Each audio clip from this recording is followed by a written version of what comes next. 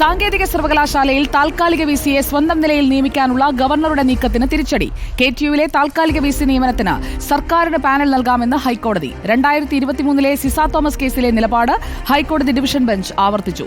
ഹൈക്കോടതി ഡിവിഷൻ ബെഞ്ചിന്റെ ഉത്തരവിന്റെ പകർപ്പ് റിപ്പോർട്ടറിന് ലഭിച്ചു. ശ്യാം ദേവരാജ്, ലീഗൽ കറസ്പോണ്ടന്റ്, നമുക്കൊപ്പം ചേരുന്നു. ശ്യാം ദേവരാജ്, കഴിഞ്ഞ ദിവസം വന്ന ഉത്തരവിന്റെ വിശദാംശങ്ങളിലേക്ക് നമ്മൾ കടന്നു ചെല്ലുമ്പോൾ ഗവർണർ നേരത്തെ നടത്തിയ നീക്കങ്ങൾ അതിന് കിട്ടുന്ന ഒരു തിരിച്ചടിയായി മാറുകയാണോ ഇത്?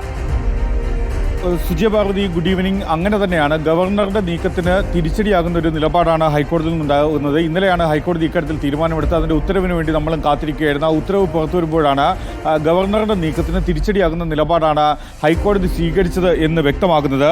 സാങ്കേതിക സർവകലാശാലയിലെ താൽക്കാലിക വിസി നിയമനവുമായി ബന്ധപ്പെട്ട അത്തരമൊരു താൽക്കാലിക വിസി നിയമിക്കാനുള്ള നീക്കത്തിനാണ്, സ്വന്തം നിലയിൽ നിയമിക്കാനുള്ള നീക്കത്തിനാണ് അത് തിരിച്ചടിയേക്കുന്നതും. അത് ഹൈക്കോടതിയുടെ ഈ ക്ലാരിഫിക്കേഷൻ, വ്യക്തത തേടിയുള്ള ഹർജിയിലാണ് ഹൈക്കോടതി അത്തരമൊരു തീരുമാനമെടുത്തത്.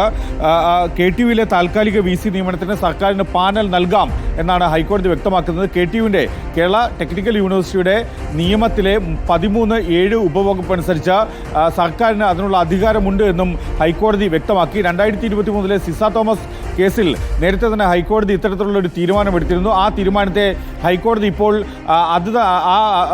ആ തീരുമാനം തന്നെ ആവർത്തിക്കുകയാണ് ഹൈക്കോടതി ചെയ്തത്.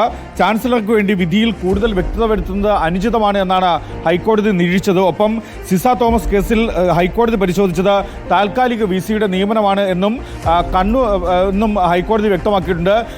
ഈ ഗവർണർ, ചാൻസലർ ഹൈക്കോടതിയിൽ വ്യക്തത തേടിയത് കണ്ണൂർ സർവകലാശാലയിലെ ഗോപിനാഥ് രവീന്ദ്രന്റെ നിയമനവുമായി ബന്ധപ്പെട്ട കേസിലെ സുപ്രീം കോടതി വിധിയുടെ പശ്ചാത്തലത്തിലാണ്. അതിൽ ശ്യാം ദേവരാജാണ് വിവരങ്ങൾ നൽകിയത്. സാങ്കേതിക സർവകലാശാലയിൽ താൽക്കാലിക വിസിയെ സ്വന്തം നിലയിൽ നിയമിക്കാനുള്ള ഗവർണറുടെ നീക്കത്തിന് എങ്ങനെയാണ് ഹൈക്കോടതിയിൽ തിരിച്ചടി നേരിട്ടത് എന്നത് ഇന്നലത്തെ ആ കോടതി ഉത്തരവിന്റെ വിശദാംശങ്ങൾ, വിധി പകർപ്പിന്റെ വിശദാംശങ്ങളാണ് ഇപ്പോൾ ശ്യാം ദേവരാജ് പങ്കുവച്ചത്.